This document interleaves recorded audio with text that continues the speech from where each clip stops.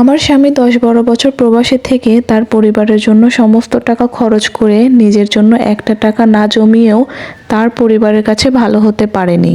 আমি আমার ১৫ মাসের বাচ্চাকে নিয়ে বাপের বাড়িতে থাকতাম। স্বামী ২ মাস আগে প্রবাসে চলে গিয়েছেন। আমার স্বামী প্রবাসে যাওয়ার ১.৫ মাসের মাথায় আমার শ্বশুরাব্বা মারা যান। শ্বশুরাব্বা মারা যাওয়ার আগের দিনও শ্বশুরাব্বাকে গিয়ে দেখে এসেছি। মারা যাওয়ার খবর শুনে আমি আমার শ্বশুরাব্বাকে দেখতে যাই। আমার ননদ, ননাস সবাই এসেছিল। আমার ননাস আমাকে একদম সহ্য করতে পারতো না, কারণ আমার স্বামী নিজে পছন্দ করে আমাকে বিয়ে করেছে। আমার ননদ সবার মাঝে বলতেছিল আরেকজন যে বিদেশে আছে সে কি একটাবার মাকে ফোন দিয়ে সান্ত্বনা দিয়েছে। আমি প্রচন্ড অবাক হলাম। একটা মানুষ প্রবাসে যাওয়ার ১.৫ মাসের মাথায় তার বাবা মারা গেছে। প্রবাসের মাটিতে সে এখন একা। তার মনের অবস্থাটা কি কেউ বুঝতে চেয়েছে? শুধু অভিযোগ করে যাচ্ছে।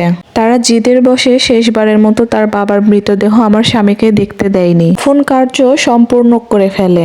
আমি ৪-৫ দিন ওই বাড়িতেই ছিলাম। কতটা যে বাজে ব্যবহার করতো ওরা, বিশেষ করে আমার ১৫ মাসের বাচ্চার সাথে। আমার ননদ, ননাস, ভাসুরের বাচ্চাদের হাতে কত রকম খাবার দিত ওরা। আমার ১৫ মাসের বাচ্চাটা হাত পেতে থাকতো। অথচ আমার স্বামী এই পরিবারের জন্য নিজের জীবনটাই উৎসর্গ করে দিচ্ছে। তার ইনকামের টাকা দিয়েই সবকিছু হচ্ছে, অথচ তার বাচ্চাই এই বাড়িতে অবহেলিত। প্রবাসে কষ্ট করে দেশে টাকা পাঠিয়ে তার ভাই বোনদের পড়াশোনা করিয়েছে। তার ভাই ২টা বাড়ি করেছে। তার বোনেরাও বেশ সুযোগ সুবিধা লুফে নিয়েছে। যার টাকা দিয়ে এত কিছু, তার সন্তানই সেই বাড়িতে অবহেলিত। আমি মা হয়ে আমার সন্তানের অবহেলা সহ্য করতে পারিনি। ৪-৫ দিন থাকার পরে আমি আমার বাবার বাড়িতে চলে আসি। এত কিছুর পরেও আমার প্রবাসী স্বামীকে আমি কোনো কিছু বলতে পারি না। তাকে কিছু বলতে গেলেই সে বলে আমি তাকে তার পরিবারের থেকে বিচ্ছিন্ন করতে চাইছি।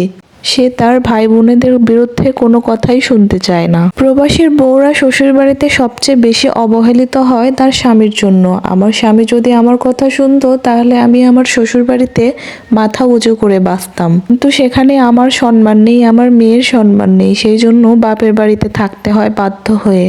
আমার স্বামীর ইনকামের টাকা দিয়ে সবাই অনেক কিছু করে ফেলেছে, কিন্তু আমার স্বামীর নিজের জন্য একটা কানা করিও নাই। এত তাকে বোঝায় যে নিজের জন্য কিছু একটা করো, যাতে দেশে এসে কিছু করে খেতে পারো। কিন্তু সে তো আমার কথা শোনেই না, উল্টো আমাকে ভুল বুঝে বকাঝোকা করে। প্রবাসী স্বামী, তুমি যদি জানতে তোমার অবর্তমানে তোমার বউ এবং বাচ্চাকে তোমার পরিবারের কাছে কতটা অবহেলিত হতে হয়, তাহলে হয়তো একটু হলেও বুঝতে পারতে। এই স্টোরিটা লিখে পাঠিয়েছেন রিমা আপু। প্রত্যেকটা প্রবাসীদেরই উচিত নিজের জন্য কিছু একটা করা, না হলে সারা জীবন আফসোস করে মরতে হবে। রক্ত পানি করার টাকা দিয়ে অন্যরা বিলাসিতা করবে, আর আপনাকে শুধু চেয়ে চেয়ে দেখতেই হবে।